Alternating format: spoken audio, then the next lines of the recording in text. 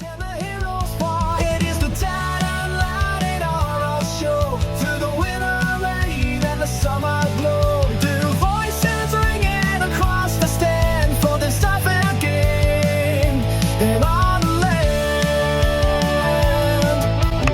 and welcome to Dad and Lad NRL podcast. We've got the preview of round 7. I don't know if you can tell, but I'm the dad.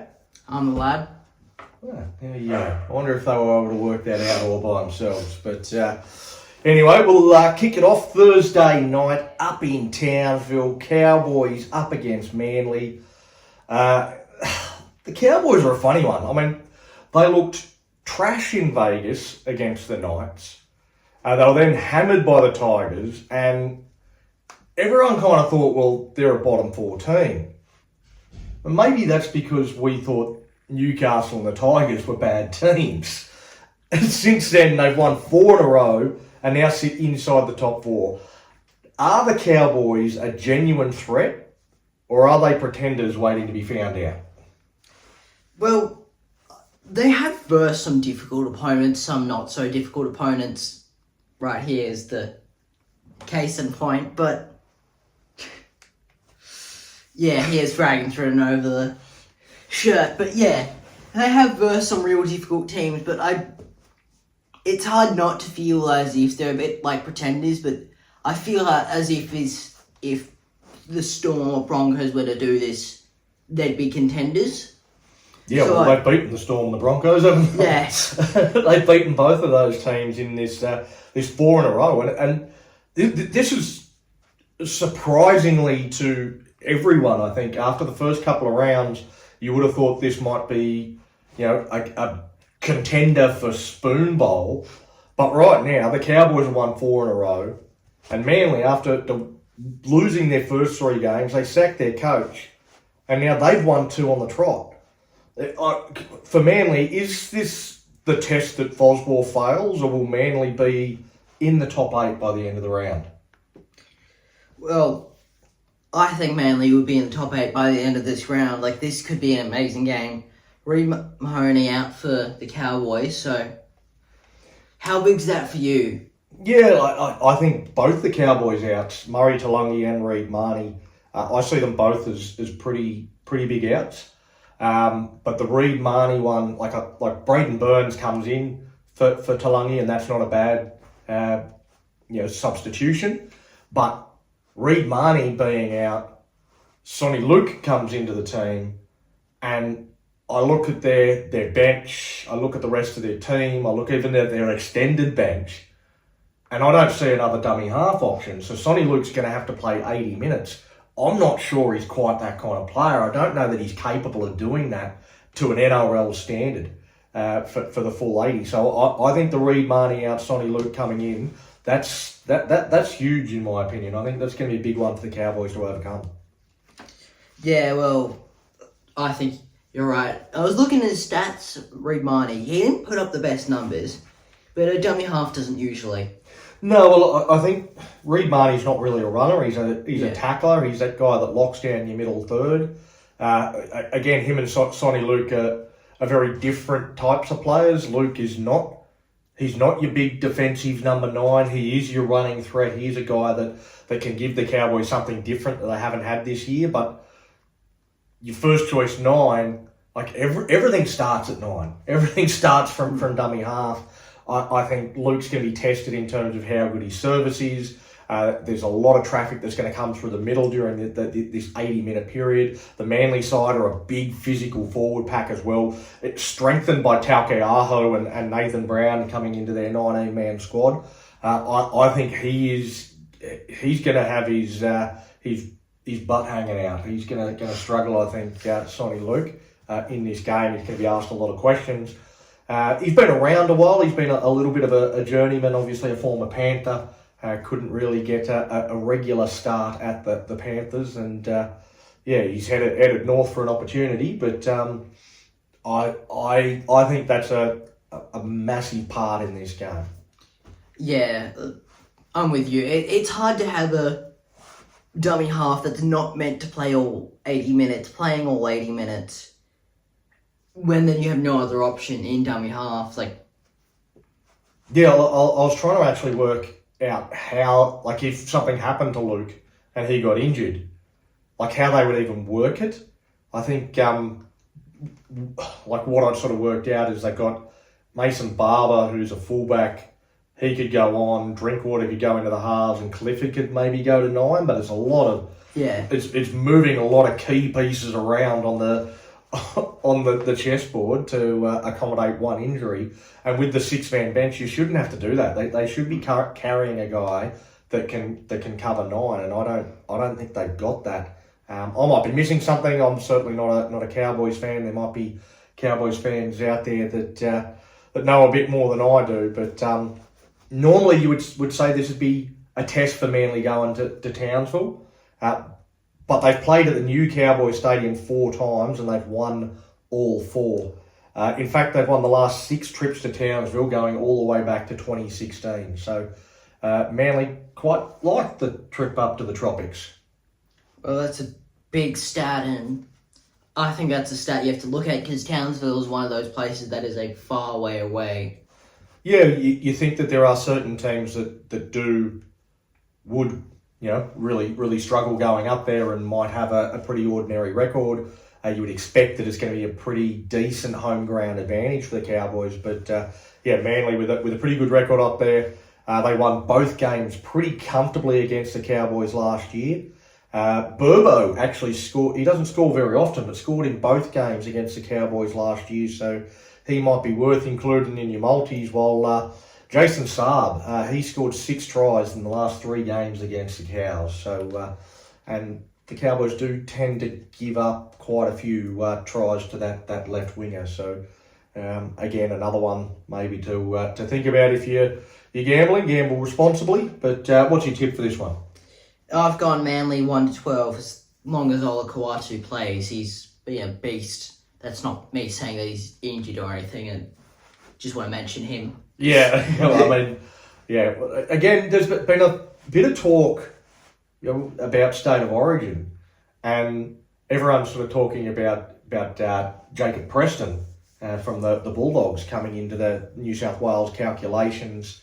Liam Martin out injured as well, so there's positions that are sort of opening up in the back row. But everyone seems to be forgetting Amole Olakau'atu, and some people saying that they don't think his game will transfer to being successful at State of Origin level. I think that's absolute rubbish. He's a monster, and it doesn't matter where you put him. You put him in the Origin arena, and he's still going to be a monster.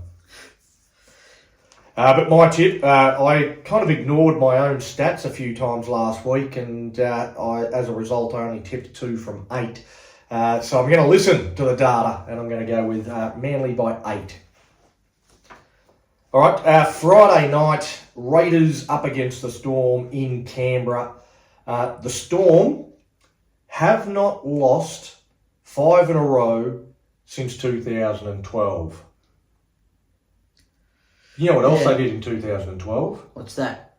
They won the grand final. So losing 5 in a row didn't hurt them too much in that particular year. You talked a bit about Melbourne needing to go on a run in the show last night if they are to sort of get back into the frame. Do you still think they're capable of competing for a title despite the fact they've lost a few games consecutively? Yeah, well, it's still Melbourne Storm. They still have Craig Bellamy. They still have Harry Grant. They still have Jerome Hughes. They still have Cameron Munster. They're still on the side. They haven't left. They're not going anywhere. I still think they have a chance. Yeah. I think you raise a great point. I mean, they've still got a lot of weapons, and sleep on the Melbourne Storm at your peril. They're a club that they've never been down. It's in their entire history. There's never really been a down period for the Melbourne Storm. There's certainly never been a down period during Craig Bellamy's era. Now, part of that is because they cheated for quite a long time, and they are cheaters, and that's why nobody likes them. But also, nobody likes them because they just continue to have success. So, I think people are quite happy to see them, losing 4 games in a row and maybe struggling for the first time in their entire existence. They might see what some of us get to feel on the regular.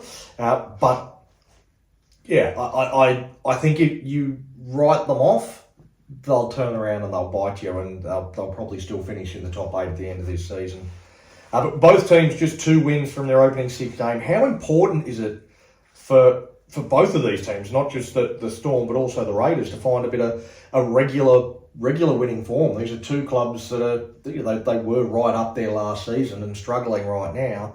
How important is it at this stage of the season? Are you saying it's a must-win game for both teams, or is that overselling it this early? It's definitely not a must-win game. A must-win game comes a bit later, but especially with the Raiders, who haven't had a long-time success like the Melbourne Storm, you start to question, was it a bit of a fluke year? Why is this? Are they not that good? Was it too easy for them last year? Why was it easy? Yeah, I mean, there's obviously been a few changes from year to year, but I mean, a lot of people had the Raiders as wooden spooners last year, and they went on and became minor premiers. This year, everyone sort of predicted that they're going to be a top 8 team because they were so good last year, and they're letting everyone down again. They just they don't like people to make money from them. They like to just go against the trend. But in team news, a bit of a shock for me. Savelio Tamale has seemingly been dropped, and Matt Timoko finally forces his way back into this side. He's been brought in, and I know last week Tamale had a bit of a brain fade when he scored his try, and we were at the game and we actually pointed out to you the dressing down that Ricky Stewart was giving you on the sideline. But he still scored the try, even though it was, I don't know what was going through his head when he sort of slowed down and almost got tackled and bombed a certain try, but he did still score it. Does it surprise you that he's been dropped? Well, I would assume it wasn't one player. I would assume he was already under talks and you got to have a good game. And Ricky Stewart got mad because he almost lost a try where he was certain to score. Cody Walker was the player chasing him down, and for some reason he slows down to try and juke out Cody Walker, who's not the fastest man on many fields. Yeah, I don't know whether he thought he would just beat Cody Walker easily or he thought he'd just give up. And I don't know. I struggle to see what the process was going through his head. And you'd be bang on. There wouldn't be because of that one incident. I think Tamale does have a few errors in his game, but man, the kid's a tackle buster. Like he's a dangerous ball runner, and he's a big part of what the Raiders did so well against South in that game, and helps them score a lot of points. But maybe puts a bit of pressure on them with his errors and going with the more experienced player into the squad. But for the Storm, the biggest one for them is Sean Bloor in the 19-man squad. He was a big part of their success last year. I'd expect a late change with him starting ahead of Cooper Clark. I actually think this is a really important inclusion for Melbourne. Yeah, well, obviously, it's always a bit of questions. Is he actually going to play? Is he not starting because maybe he's hurt a little bit? Or is he just not starting because... Well, he has been out injured, so he's just coming back from injury. But yeah, I think they've just named him on the bench, but they'll make that late switch. I think he's got to start. Cooper Clark, good young player. He's got big raps on him, but Sean Bloor's the man for me. Yeah, well, I haven't watched enough of both of them to be able to fully give you my opinion on that one. All right. Storm. The Storm going to Canberra. People of Canberra haven't seen the Melbourne team for a while. They haven't been to the nation's capital since 2021, but they have won the last 16 from 19 in Canberra. So is it an advantage for the Raiders given that the Storm haven't played there in 5 years, or does that long-term record scare you a bit? Yeah, well, obviously, Storm have to come from Melbourne to Canberra, but Raiders have to come from Perth to Canberra, which is a longer flight, but obviously you have the home ground advantage. Yeah, I think that's a really good point as well. So even though it's a Canberra home game, there's a bit of travel involved for the Raiders. The Raiders actually, obviously haven't played in Canberra, but they still won 3 of the last 5 against Melbourne, which might not sound like much, but it's against Melbourne. They're pretty damn good. So to win 3 out of 5, I wouldn't think there'd be too many teams with a better record than that against the Storm. Your tip for this one? I've gone Raiders 112, but this isn't a confident tip. I might even change it before the game. Yeah, for me, Canberra certainly going better. I mean, the fact that they were able to get a win over South last week gives you an indication that they're certainly going a bit better than the Storm. But I think you raised a great point. Coming back from Perth, pretty short turnaround. So playing the early Friday game after coming back from Perth, it's not an ideal preparation, I wouldn't think, for the Raiders. And I think, as I said before, you doubt the Storm at your own peril. Bellamy will get a reaction from his side. I'm going to go the Storm by 1. I think it's going to be a very close game. Yeah. Normally this 6 o'clock time slot is held over for pretty average games that no one wants to watch. But I think this is an absolute cracker of a game. I could see it going either way, and it's two desperate teams. I know they're both low on the ladder, but I think this one shapes a really good contest. I'm looking forward to it. Yeah, should be a good game. All right, another one that I'm looking forward to, and I'm sure the people of Darwin who like us over in Perth don't get a chance to see NRL action all that often. Dolphins versus Penrith. The Panthers coming off their first loss of the season, while the Dolphins put up arguably the worst performance of 2026 against Manly prior to the bye. The Dragons are in that competition with their performance against the Cowboys a couple of weeks ago, but I'm going to give that trophy to the Dolphins. They can keep it. Both teams, they need a response. Which do you think is more likely to provide it? I think Penrith is more likely. However, 2 huge outs. Liam Martin, Casey McLean. Casey McLean was obviously a great attacking centre, but I think he really helped Penrith have that never doubt them on third play. They can still score. You've got to play defence on every single play. Absolutely. I think they are 2 big outs, but when I look at this and go, they're huge outs. Like McLean he's in the frame to play Origin. He's been in that good a form. Like playing that well that people are talking about this bloke playing Origin this year, even though he's still a teenager.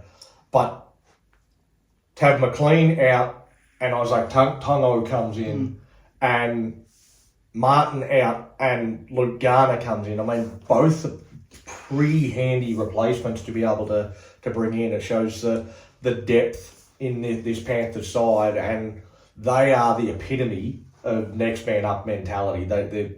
There's just system players throughout that top 30. So I think some good additions. While for the Dolphins, not a lot of changes for them. Oren Keeley on the extended bench is about the only change.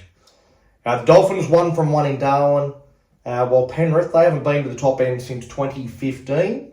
They have won once from their 2 trips to Darwin. I'm not sure that you take much from that either way, but the Dolphins kind of the home team, and they're taking a few games to Darwin over the next couple of years, and got a good relationship with the local rugby league mob up there as well. And I think they're kicking off their local season on Friday night, similar to what we had here. So it should be a good night in Darwin, all in all. What's your tip for this one? Yeah, I've gone Panthers 13 plus. Like, a loss to the dog, but I just feel it's Panthers. It doesn't mean too much. I think the Panthers got caught off guard by the Dogs last week. I don't think they'll do that here in Darwin. I wouldn't want to be a Dolphin on Friday night. I'll leave it at that. All right, moving from Friday to Saturday, the Warriors up against the Titans in Auckland. The Warriors back to form last week, but it's also the most impressive performance we've seen from the Gold Coast. Which team backs up what they did away from home last weekend, both doing it on the road? Yeah, obviously they had very confident wins, winning 10-52 for the Titans. That's a huge win. But it was against the Eagles. That's my only kind of takeaway, where Warriors were versing Storm, who obviously haven't been the best this year. Yeah, Still facing a record where they were a bit of a hoodoo against the Melbourne Storm in general, let alone in Melbourne. I think it's something like 17 in a row or something. So they had to overcome a lot. But Parramatta at CommBank, they're no easy beats there either. They do tend to play a lot better there. The Titans have been absolute mud. So I think it was a really good performance from Gold Coast. But I definitely see where you're coming from. Team news. Do you think the Warriors are playing games a little bit here? Charles Nickel-Klookstar and Mitch Barnett both on the extended bench. Do you think there might be some late changes? I feel like they're not really going to play. Like, I think you want them to come into 100% form, because Barnett was in a bit and then got injured again, and so he's been taken out, and then they don't want to just be putting him in whenever he's 50% and then him getting taken out for a game and then he has to miss 3. Yeah, I guess there is that, but I think if he's fit, he plays. I think that the Warriors are definitely playing games. I think Barnett will come into this squad.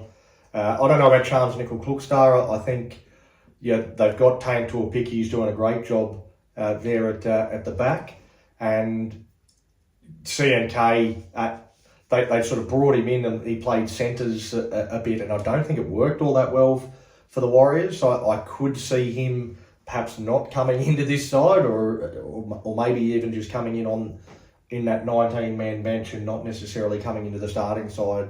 But Kurt Capewell, another one that's back for the Warriors, he returns in the second row. So again, another pretty good inclusion. An origin type player to be able to bring in for the Wars. So it's the Titans obviously an unchanged side after their big win, but the Warriors with potentially some really big inclusions.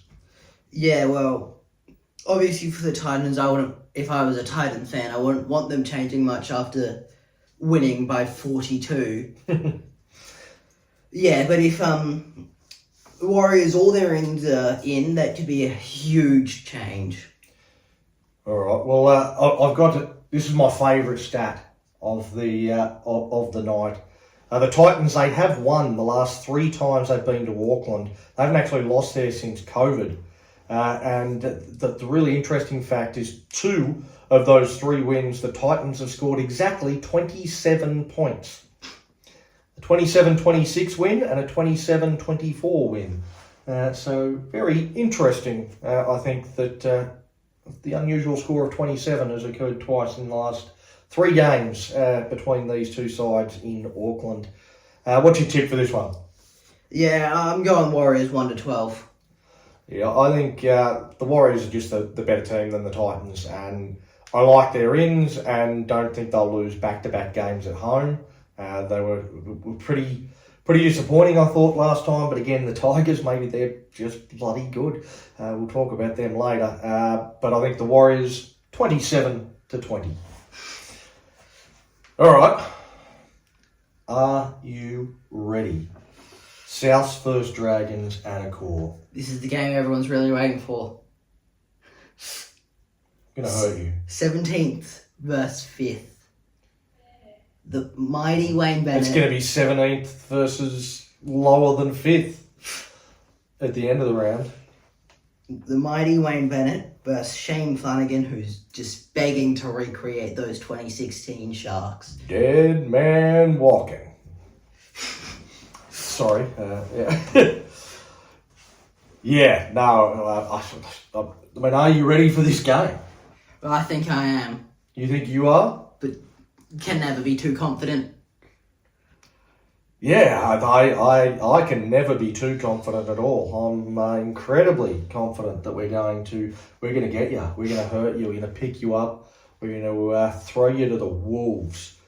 The unfortunate thing actually about this game is I'm going to be commentating a game between the Ellenbrook Rabbitohs and the Kalamunda Bulldogs while this game is taking place. So we won't be able to watch it live, but yeah, obviously a big grudge match in this household, and yeah, we might have to hold off on watching it because it's just down the road, the game between the Rabbitohs and the Bulldogs. But yeah, team news. Fafita's out. What happened to Fafita? So what I've heard is he has had a hamstring injury whilst training in Perth, fought through it whilst versing the Raiders, and then has been ruled out for this game, saying the hamstring's too much now. Well, that's disappointing. I actually thought he was, particularly in the first half, I thought he was one of South's best. He worked really hard, which is not normally David Fafita's go. He's normally known for the big dynamic plays and just being an absolute terror, but doing it once in a game and then being completely missing the rest of it. But I thought he worked really hard in that first half. Maybe in the second half was a bit quieter, but that might have been because of that injury that he was carrying. Also, obviously, Jolly Gray out. We knew about that one. That's two huge outs for South, but it does give an opportunity for Hubner to start. And also, Matt Duffy will get his first game in the NRL since 2022. So 1,416 days since he last laced a boot in the NRL. How will he go? Well, I've been watching a couple of his New South Wales games, and he's been on fire, scoring from anywhere, some insane assists, the amount of, just good balls he's had, just little short passes, but his tackling in New South Wales Cup has really been what stood out to me. Yeah, well, I mean, that's obviously the factor that has always been the knock on Duffy is that he isn't very good defensively, but I think everybody knows what he's capable of doing in attack. And yeah, those kinds of players have seemingly been able to cut the Dragons apart. The Dragons don't cope well with speed because we don't have any ourselves.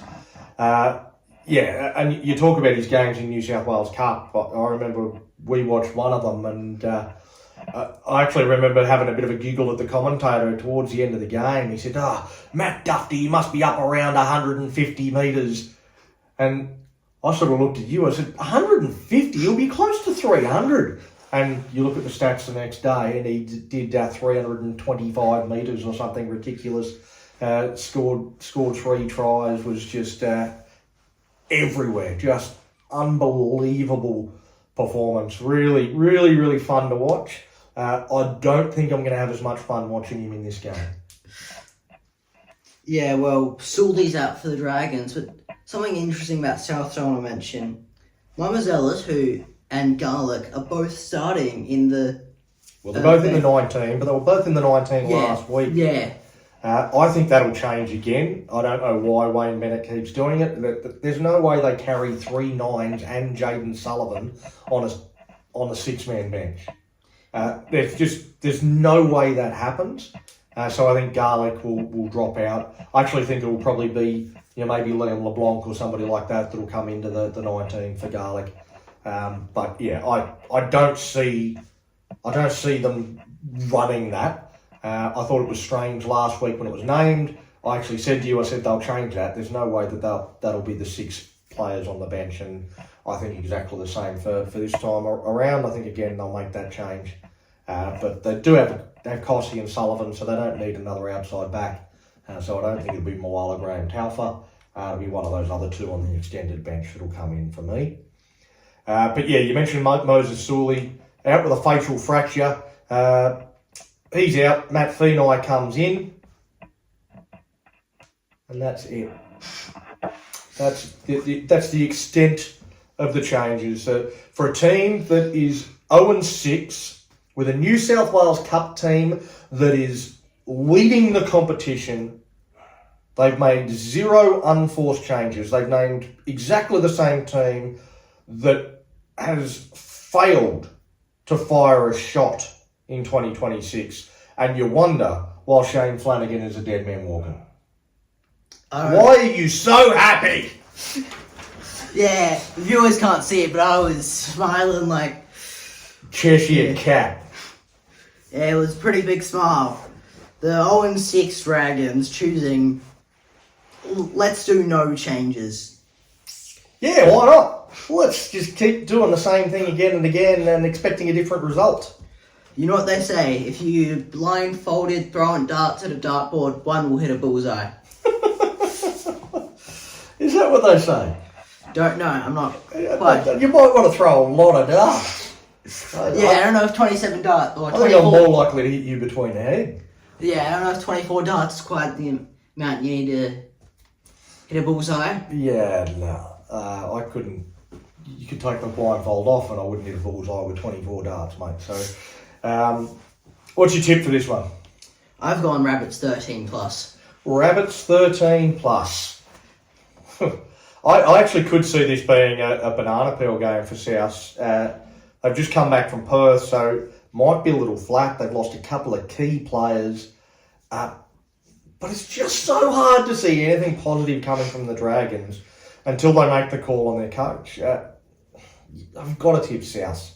I mean, you'd have to be mad to tip the Dragons. A mad dragon, even. He said the thing, everyone. I just can't do it.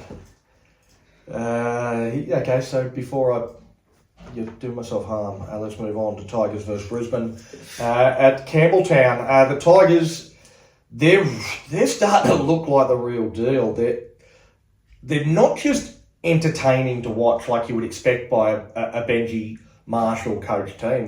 They're also tough, hard, physical team that they bash their opposition, they hurt them.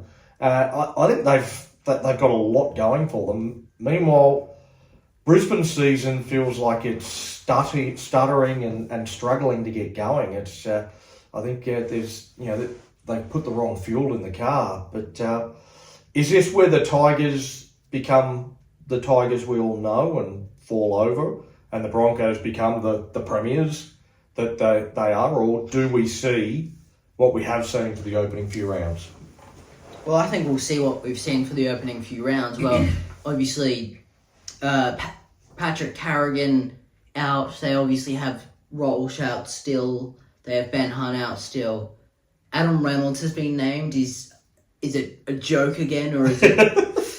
Yeah, again, like he was named last week and didn't play, so will he... I mean, do you think he will play this week, or is it, again, just trying to pull the wool over everybody's eyes and...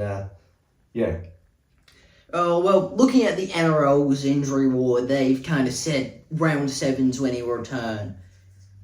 They haven't fully always told the truth, though. You don't always know when someone will return, so I'm not fully sure on this one, but I'll say no. Yeah, well, again, I think the fact that he was named last week suggests that he is maybe not as serious as we think. I don't think you're playing too many games this way.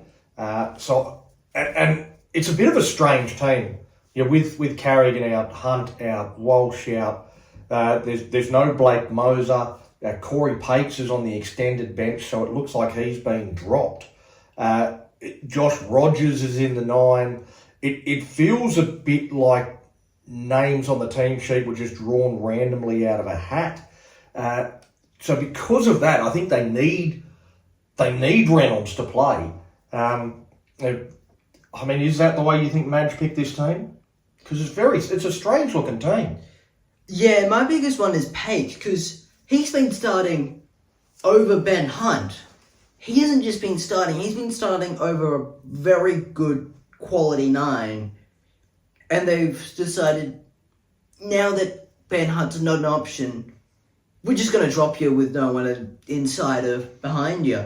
Yeah, we're going to put a halfback in a dummy half that's not Ben Hunt. We're going to go with Josh Rogers in a dummy half, and we're going to have a young half back again on the bench in the 14 role. There's got to be change to this side before kickoff. I think. A tip for this one. I think you've already said Tigers 13 plus, didn't you? No, I've actually said if Reynolds plays, I'll go Tigers 1-12. But if Reynolds just doesn't play, 13 plus Tigers. Yeah, I've just gone Tigers. Has to be. Yeah. Yeah. There's not too much else to be said there. I think the Tigers should win this game. The Broncos, they look in all sorts. Lots of injuries, but also a strange-looking team that's been put together by Madge. But I don't know, Madge also has this ability of picking what looks like a strange side and somehow getting a result. I remember laughing last year or the year before. I think it was last year when he picked Gemat Shibasaki in the centres. I thought, what? Who in their right mind would pick Gemat Shibasaki? He's been to a few clubs and he absolutely stinks. Played Origin that year, and Madge is a genius. So, maybe he's gonna pull another rabbit out of a hat. But it does look odd to me, and got to go the Tigers. The head to Sunday. I've got no notes at all. I ran out of time. I actually had to do some work at work. If the boss is watching, I worked the whole day and didn't work on this during work time at all. I actually stayed back late to do this, but had to get home to the fan. Roosters versus Knights on Sunday. What notes have you got? What's going on in this game? I haven't even looked at it. Well, Fletcher Sharp has been moved to fullback and Fletcher Hunt has been moved into the centres.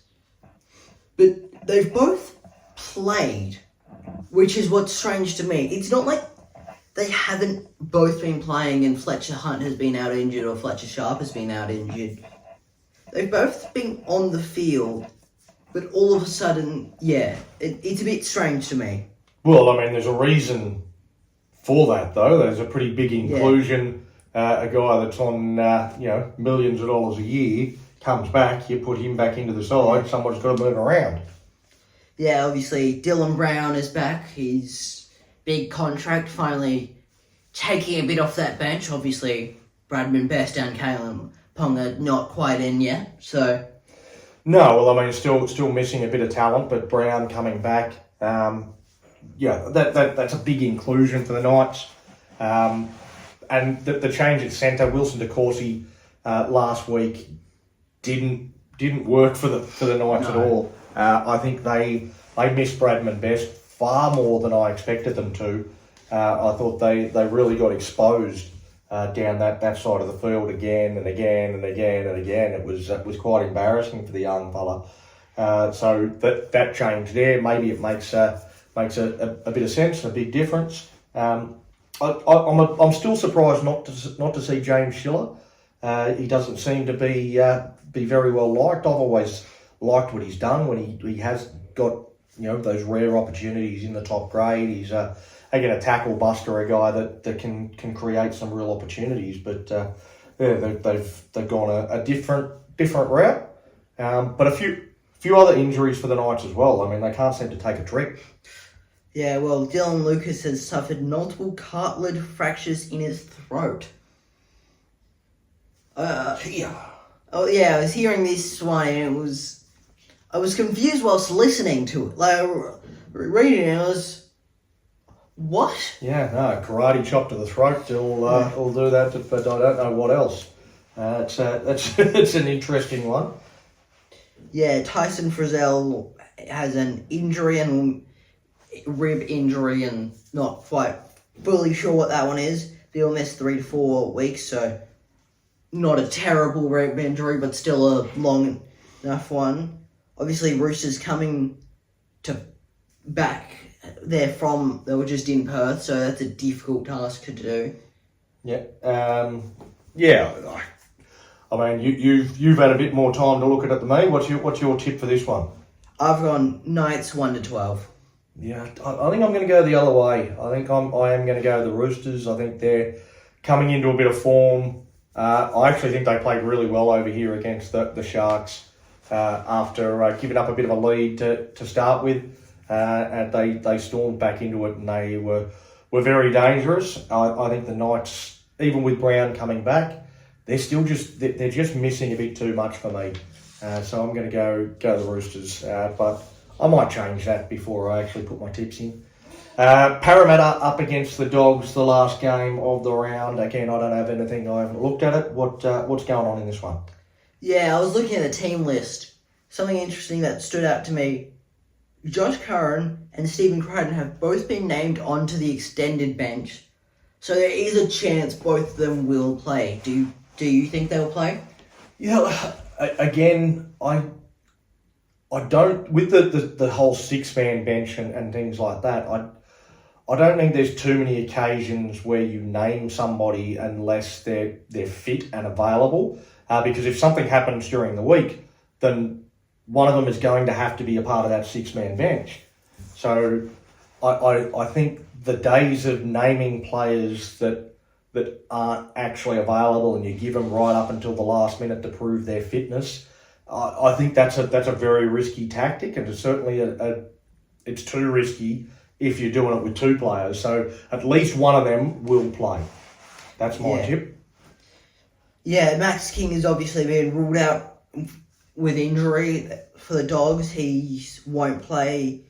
These two teams are coming off very different weeks because the Eels, who lost to the Titans 10-52, Eels fans are probably sick and tired of hearing that number. But the Dogs have beaten Penrith. You're right. That is a very, very different week. The week before, the Parramatta. I mean, the big thing for me is they've had quite a few injuries themselves. We talked just before about the Knights injury toll, but Parramatta's is fairly lengthy as well. Do they have any team changes that you've noted there? They had a lot of team changes, but none that were particularly huge for me. I was looking to see if Twiddle could come in. Obviously, he's still out. So Sean Russell back from that concussion. Yeah. So, what you kind of expected from there? That's about the only first stringer that's in that I can see at a quick glance. All right. Well, given they are coming off very different weeks, I'm pretty sure I know which way you're leaning in terms of a tip. Yeah, I've again done a bit of a weird one. If Crichton or Curran play, I'll say 13 plus for the Dogs. But if not, 1-12 for the Dogs. I have Dogs either way still. You see, again, I'm actually tempted to go the other way, and that might sound ridiculous, given what you've said about the different weeks they had last week. But last time Parramatta conceded 50, they came out the following week and they won. So I wouldn't put it past the Eels to be able to bounce back. I think their injury toll is still a bit too deep. I think, as I said, I think at least one of those two will come off the extended bench in Curran or Crichton. Probably Crichton. I mean, if Crichton's fit, he's gonna. Yeah. If he's 60% fit, he'll play because he's a captain. He's a leader. So I think he'll force himself to get onto the field. Yeah, he's the captain of the year. That's it. I mean, he's a great leader, and they rave about him there at Dogland, and I really feel like the Dogs turned a bit of a corner last week with that performance against the Panthers, but they need to back that up. And if they come out and they lose to local rival, it's a big rivalry between Dogs and Eels. Goes all the way back to the 80s when they had some, basically for a decade they were the big clash of the entire decade. Every single time they played against each other, it was huge. But it's still got a bit of fire, and it means something to beat the Eels. And so I think I've got to go with the Dogs, but I'm not doing it with a great deal of confidence. I would not be surprised at all if Parramatta turn up and win this game and win it easily, just because the NRL doesn't make any sense. So No. that's why. Just go against all your tips. Yeah, all right. Well, because you did all the notes, all the work for those last two, you can do the wrap-up tonight. Yeah, well, that's all the games we have for today. That's Dad and Lad. Hiya! Hiya!